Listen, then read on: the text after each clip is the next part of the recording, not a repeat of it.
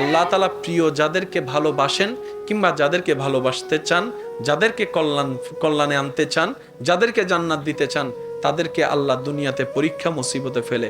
তার কারণ কি? যদি তার গুনাহ থাকে, এই মুসিবত কষ্টের ধৈর্যের কারণে আল্লাহ ওনার গুনাহ মাফ করে দেন। সুবহানাল্লাহ। যখন উনি সেই রকম কষ্টে থাকতে থাকতে গুনাহ মাফ হয়ে যায়, এখন তার গুনাহ মাফ হওয়ার সুযোগ নেই, যেহেতু গুনাহই নাই, তখন আল্লাহ তাআলা ওনার মর্যাদা বাড়াইতে থাকেন, মর্যাদা বাড়াইতে থাকেন, সম্মান বাড়াইতে থাকেন, ইজ্জত বাড়াইতে থাকেন, ওনার ভ্যালু বাড়াইতে থাকেন, ওনার স্তর বাড়াই দিতে থাকেন। সুবহানাল্লাহ।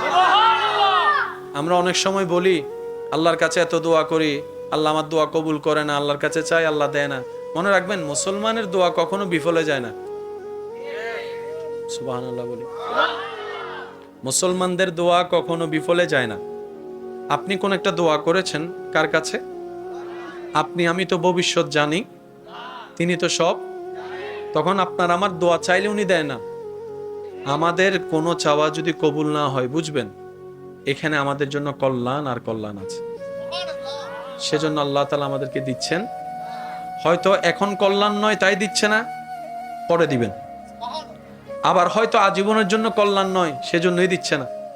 আমরা অনেক সময় নিজের বিপদ নিজে ডাকি, কল্যাণ না যেন আল্লাহর কাছে চাইতে চাইতে চাইতে চাইতে চাইতে চাইতে একদম চোখের পানি সব শেষ।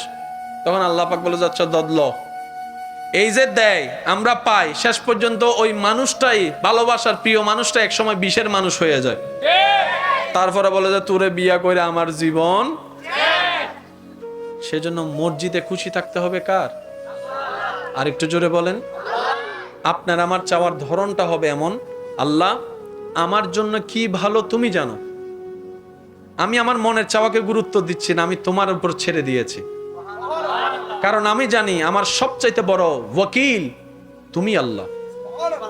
আমার সব চাওয়া পাওয়া স্বপ্ন সবকিছু আমি তোমার মর্জির উপর ছেড়ে দিয়েছি। আল্লাহ তুমি আমাকে দান করিও, সেই দানটা আসা পর্যন্ত আমাকে একটু সবর করার মতো ধৈর্য ধারণ করার তৌফিক দিও। আর কখনো না পাওয়া থাকবে, কখনো অপূর্ণতা থাকবে। আমরা তো ওই নগদে চাইয়া ফেলি, এখন দিতে হবে। আমি কি বুঝাতে পারছি কথা? আল্লাহ তাআলা আমাদেরকে সবরওয়ালা বান্দা বানার তৌফিক দান করুক। আল্লাহর মর্জিতে খুশি থাকার আল্লাহ সে তৌফিক আমাদের সবাইকে দান করুক। মনে রাখবেন, আল্লাহর সিদ্ধান্ত বড় হিকমতওয়ালা।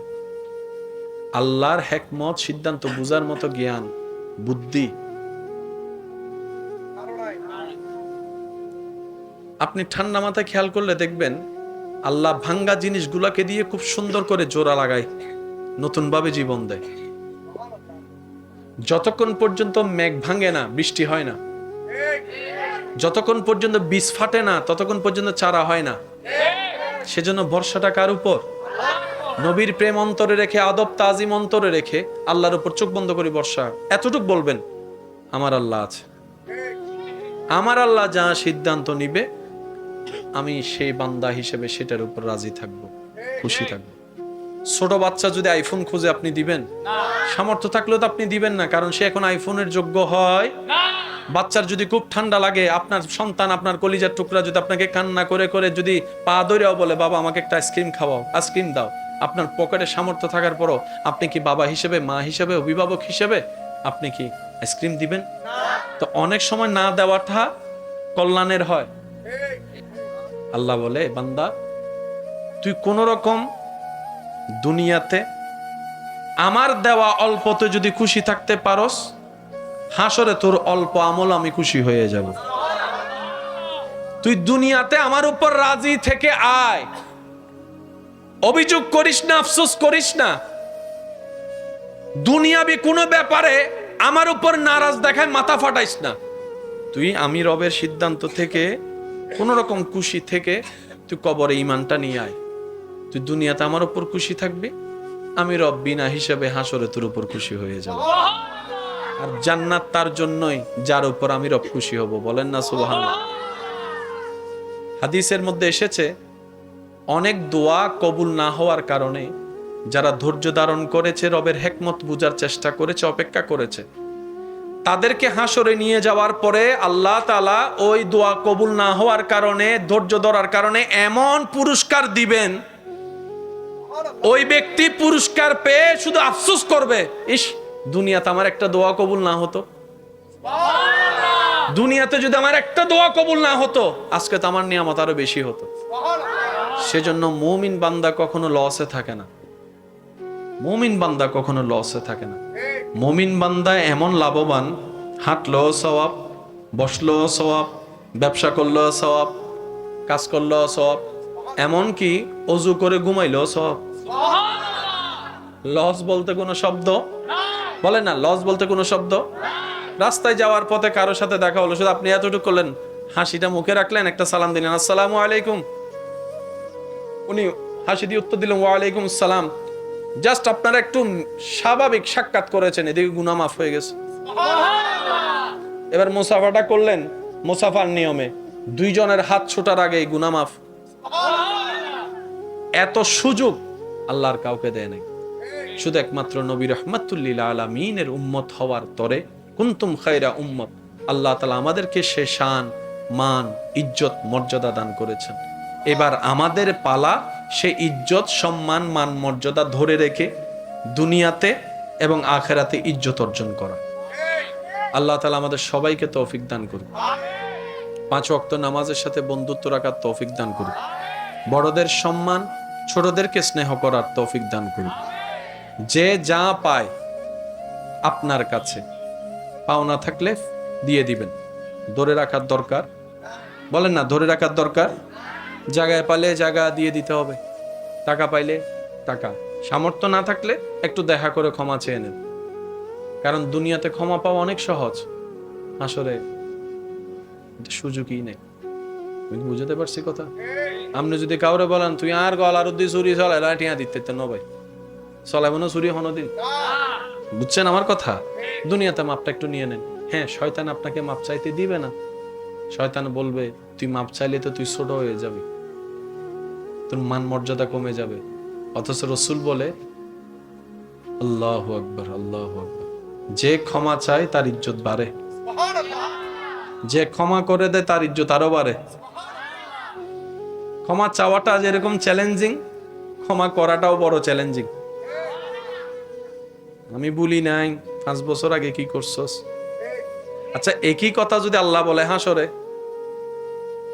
আপনি আমি মাফ চাওয়ার পরে যদি আল্লাহ পাক বলে যে আমি বলি নাই, তাহলে তো সব শেষ। আমরা চাই আল্লাহর থেকে ক্ষমা পাওয়া, বলেন আমরা চাই আল্লাহর থেকে, আর সে আল্লাহ বলছেন তুমি আমার দিকে তাকিয়ে নিজের সমস্ত রাগ হিংসাকে পিছনে ফেলে আমি রবকে খুশি করার জন্য আমার দিকে তাকিয়ে আমার বান্দাকে মাফ করো। তুমি আমার বান্দাকে মাফ করো বিনা শর্তে, আমি আল্লাহ তোমাকে বিনা শর্তে মাফ করে দিতে রাজি। তো নিজে ক্ষমা পাওয়ার জন্য অন্যকে ক্ষমা করার দরকার আছে না নাই? এবার আপনারা বলেন, এক ছাদের নিচে আপনারা 2 জন থাকেন, কেউ কাউকে ক্ষমা করছেন না, কিন্তু আজীবন থাকাই লাগতেছে 2 জন, তো মাফ না করে লাভ কি হচ্ছে? থাকা তো লাগতেছে, দেখা তো হচ্ছে, মাফ না করে লাভ কি? করে দেন না মাফ। একবার মাফ করবেন, ওই মাফ করার অতীতের বিষয় নিয়ে আর কখনো কথাও আসবে না, মনে যতই আসুক মুখে আনবেন না, দেখবেন যে সব সমস্যা সমাধান করে দিবেন কে? বলেন না কে? আল্লাহ কি আমাদের উপর দয়া করে কি করে না? আমাদেরও উচিত নিজের দয়া নিজে অর্জন করে নেওয়া। এই আল্লাহর দয়া পাওয়ার হাজার মাধ্যমের একটা মাধ্যমের নাম নামাজ।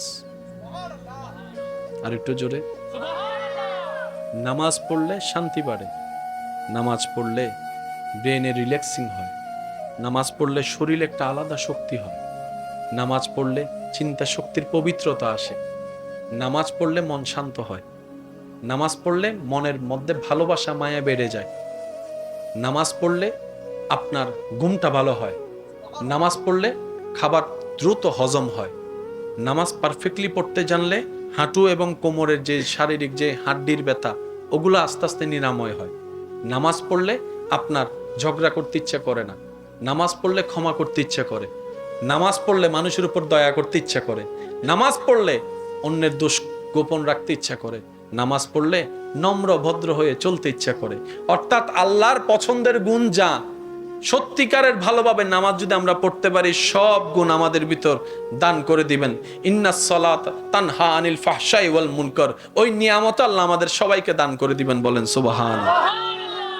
পড়ার দরকার আছে না নাই? হালিয়ে জুমা আছে না? হয় হাত ওরা হাত নামাতে আরো জোরে আইবুদে বেগুনোর শেষে ওই ফেলি আর কেন জোর হ না তো একখানা আইবুদে বেগুনোর যাইবুদে বেগুনোর ইতে 5G গুদুত্ব স্পিডে জোরে হয় না খুতবা আনুনি না নুনি ও বন্ধুরা হদ্দটা একামত্ত দিন আর মিস কল দিস আছে না ইনকে আর ভাইয়ে গরাত দেয় না শয়তানে গরাত দেয় শয়তানে গরাত দেয় যা তার ভাইয়ে বুঝছি আর ভাইয়ের তো নুসিদল দি ইতে যাতে গুতাইবো আর ভাইয়ের হামল উঠলো শয়তানের গুতম তো শয়তানের গুতাইবার লাগবে লাড়ি নলার হন না লাড়ি ন লাগে এ লাড়ি বলদি ধৈর্য মসজিদে যাইরা হদুনো সাইবেন দে ফিলাত তোয় হোনা তোয় ফিলাত তোয় দেওয়াল তোয় কিরে বদ্দা ইনকা তোর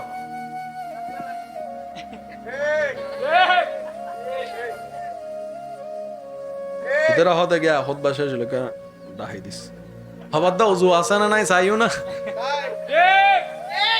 নাকি বুঝাত ফেললাম না যদি এদুর ঘুমাই যে তুমি ডলি ভরি গিয়ে তোমার হবন নাই তো লজু নাই নাকি বুঝাত ফেললাম না বাজান হতা তোই আরাতুন জারাতুন জান্নাতর দরহার আছে মাঝে মধ্যে কেন নিজের জীবনত ব্যারেক লাগানোর দরহার আছে বান্দা চেষ্টা করলে সাহায্য করিব তখনে এখানে জোর হন না অনারায়ণে মসজিদে আজান দেয় হটাই জুমার আজান 12টা 10-15 আর কি 20-এর ভিতর দি ফেলাই হয় না এরপরে আরো জোরে আল্লাহ যতক্ষণ দয়া করে তকরির করে না এরপরে খুতবা দেয় না নামাজের বিরতি দিয়ে রে তারপরে খুতবার পরে নামাজ হয় নামাজ পরে বাদাল জুমা আছে না নাই বেগিন শেষ করি বাড়িতে বাইতে হয় দেন এই 1 ঘন্টা আল্লাহ দিতে এদিন কিপটামি কবু কবু কবু হদুনে সাই নজরুল যদি ওয়াইজ করতে কেন দেরি করে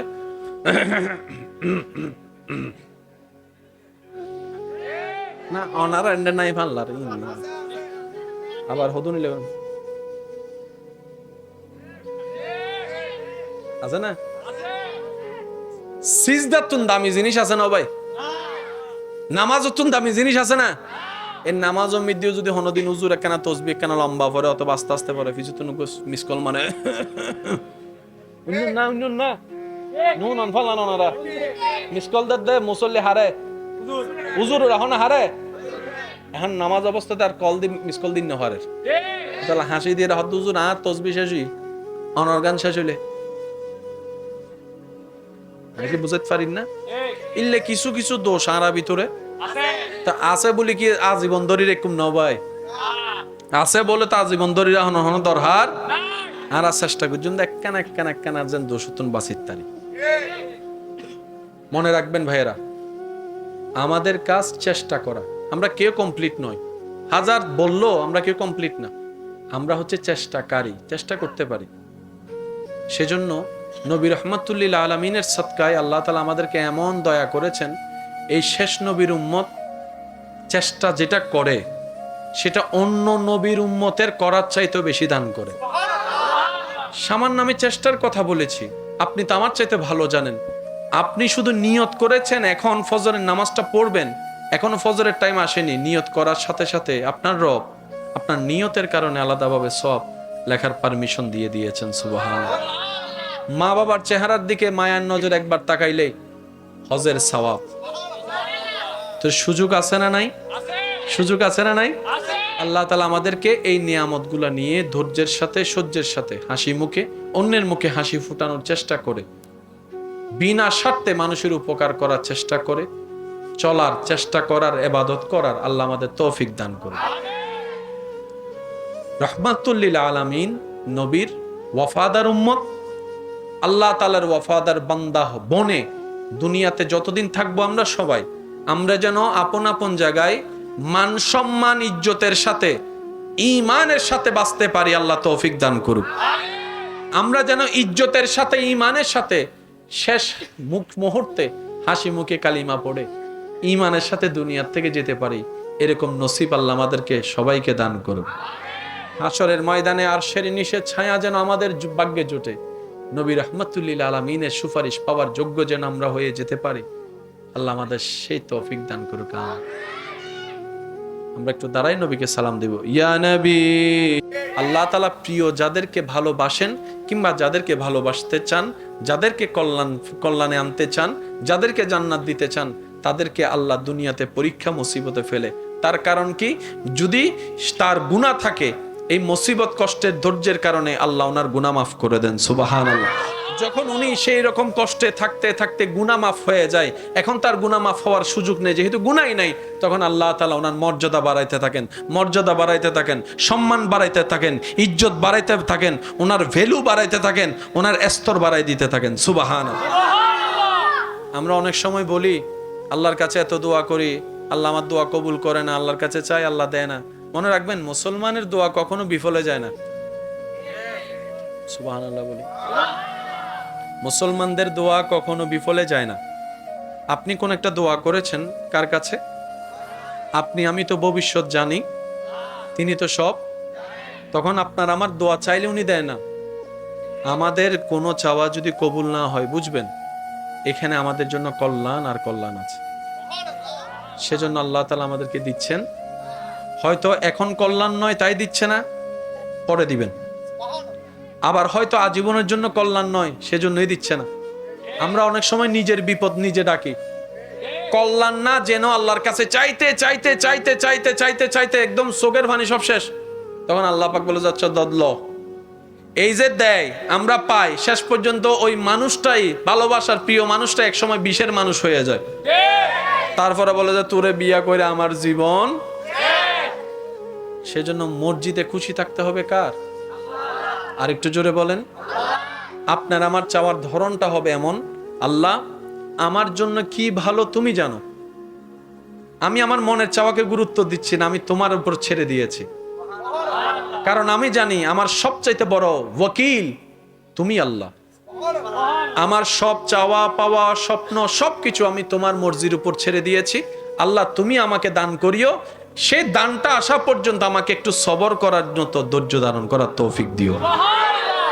আর কখনো না পাওয়া থাকবে, কখনো অপূর্ণতা থাকবে। আমরা তো ওই নগদে চাইয়া ফেলি, এখন দিতে হবে। আমি কি বুঝাতে পারছি কথা? আল্লাহ তাআলা আমাদেরকে সবরওয়ালা বান্দা বানার তৌফিক দান করুক।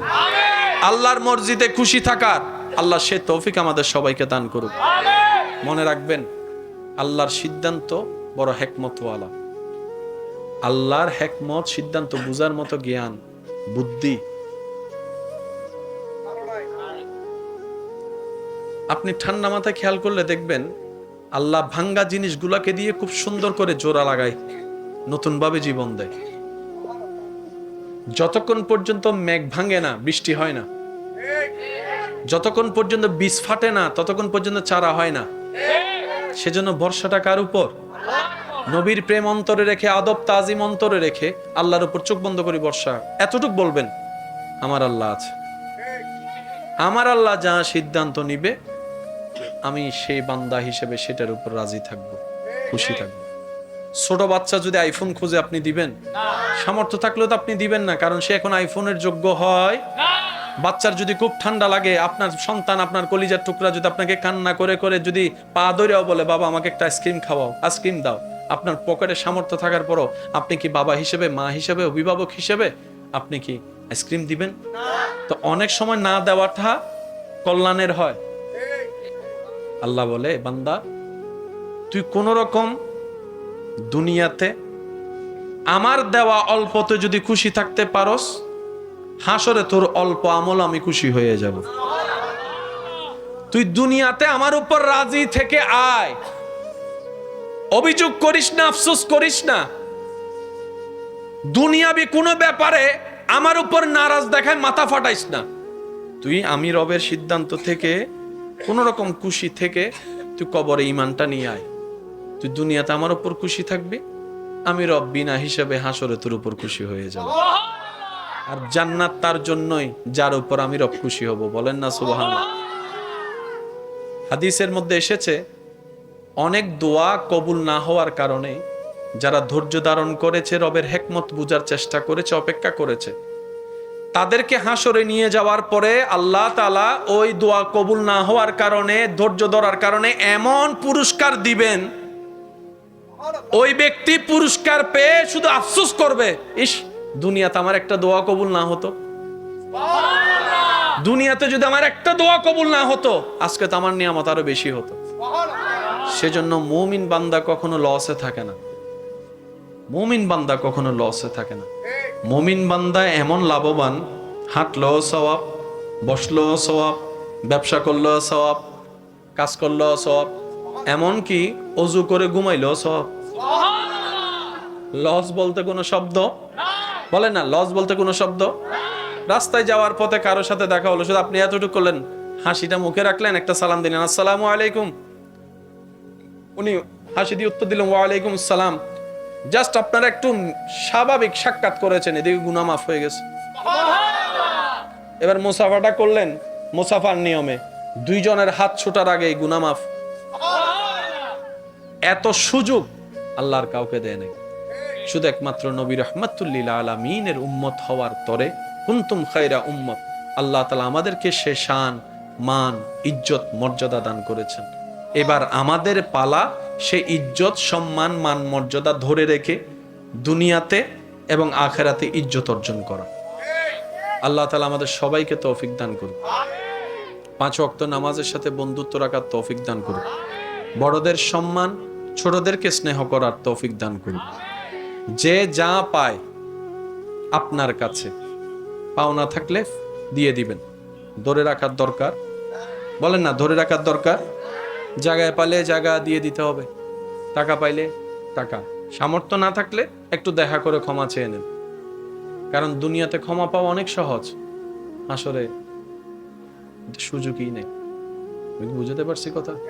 আপনি যদি কাউরে বলেন তুই আর গলার উদ্দি চুরি চলে লাঠিয়া দিতে নবাই চলাইব না চুরি হনদিন, বুঝছেন আমার কথা? দুনিয়াতে মাপটা একটু নিয়ে নেন। হ্যাঁ, শয়তান আপনাকে মাপ চাইতে দিবে না, শয়তান বলবে তুই মাপ চাইলে তো তুই ছোট হয়ে যাবি, তোর মান মর্যাদা কমে যাবে। অথচ রসুল বলে আল্লাহু আকবার, আল্লাহু আকবার, যে ক্ষমা চায় তার ইজ্জত বাড়ে, যে ক্ষমা করে দেয় তার ইজ্জত আরো বাড়ে। ক্ষমা চাওয়াটা যেরকম চ্যালেঞ্জিং, ক্ষমা করাটাও বড় চ্যালেঞ্জিং।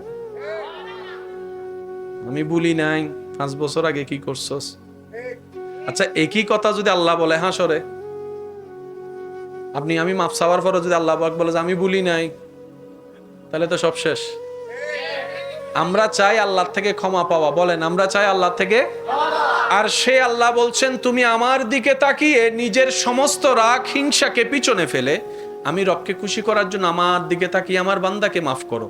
তুমি আমার বান্দাকে মাফ করো বিনা শর্তে, আমি আল্লাহ তোমাকে বিনা শর্তে মাফ করে দিতে রাজি। তো নিজে ক্ষমা পাওয়ার জন্য অন্যকে ক্ষমা করার দরকার আছে না নাই? এবার আপনারা বলেন, এক ছাদের নিচে আপনারা 2 জন থাকেন, কেউ কাউকে ক্ষমা করছেন না, কিন্তু আজীবন থাকাই লাগতেছে 2 জন, তো মাফ না করে লাভ কি হচ্ছে? থাকা তো লাগতেছে, দেখা তো হচ্ছে, মাফ না করে লাভ কি? করে দেন না মাফ। একবার মাফ করবেন, ওই মাফ করার অতীতের বিষয় নিয়ে আর কখনো কথাও আসবে না, মনে যতই আসুক মুখে আনবেন না, দেখবেন যে সব সমস্যা সমাধান করে দিবেন কে? বলেন না কে? আল্লাহ কি আমাদের উপর দয়া করে কি করে না? আমাদেরও উচিত নিজের দয়া নিজে অর্জন করে নেওয়া। এই আল্লাহর দয়া পাওয়ার হাজার মাধ্যমের একটা মাধ্যমের নাম নামাজ।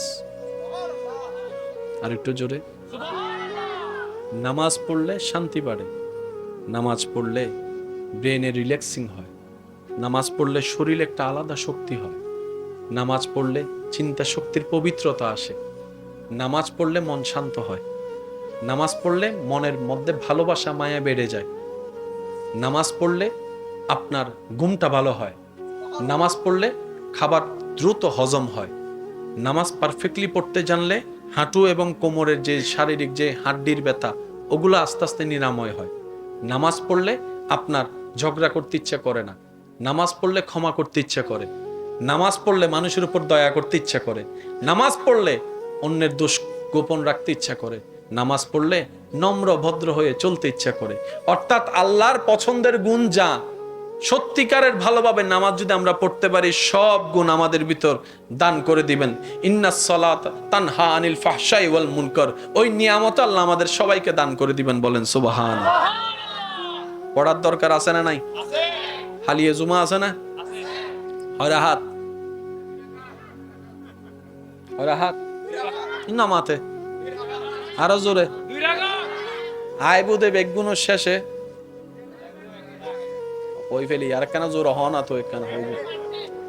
আইবুদে বেগুনোর যাইবুদে বেগুনোর ইতে 5G গুদুত্তুন স্পিডে জোরে হয় না?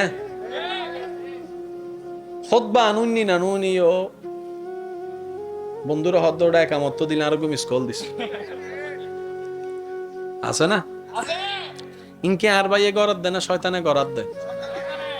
শয়তানে গরাত দেয় যা তার ভাইয়ে বুঝছি, আর ভাইয়ের তো নসিদল দি ইতে যাতে গুতাইবো, আর ভাইয়ের হামল উল্লো শয়তানের গুতম। তো শয়তানের গুতাইবার লাগবে লাড়ি নলার হন না, লাড়ি নলাগে এ লাড়ি বলদি ধৈর্য। মসজিদে যাইয়ের হদুনো চাইবেন দে ফিলার তোয়ায় হোনা তোয়ায় ফিলার তোয়ায় দেওয়াল তোয়ায় কিরে বদ্দা ইনকা তোর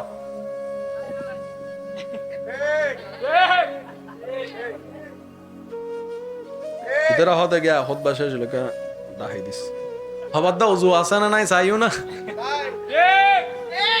নাকি বুঝাতে পারলাম না? যদি এদুর ঘুমাই যে তুমি ডলি ভরি গিয়ে তোমার হবন নাই তো লজু নাই, নাকি বুঝাতে পারলাম না বাজান হতা? তোই আর আতুন যারাতুন জান্নাতর দরকার আছে, মাঝে মধ্যে কেনা নিজের জীবনত ব্যারেক লাগানোর দরকার আছে। বান্দা চেষ্টা করলে সাহায্য করিব দহনে কেন জোর হন না? অনারায়ণ মসজিদে আজান দেয় হটাই জুমার আজান 12টা 10-15 আর কি 20-এর ভিতর দি ফেলাই হয় না? এরপরে আরো জোরে আল্লাহ যতক্ষণ দয়া করে তকরির করে না, এরপরে খুতবা দেয় না, নামাজের বিরতি দিয়ে রে, তারপরে খুতবার পরে নামাজ হয়, নামাজ পরে বাদাল জুমা আছে না নাই? বেগিন শেষ করি বাড়িতে বাইতে হয়তো না এই 1 ঘন্টা আল্লাহ দিতে এদিন কিপতেমি কবু কবু কবু হদুনে সাই নজরুল যদি ওয়াইজ করতে কেন দেরি করে?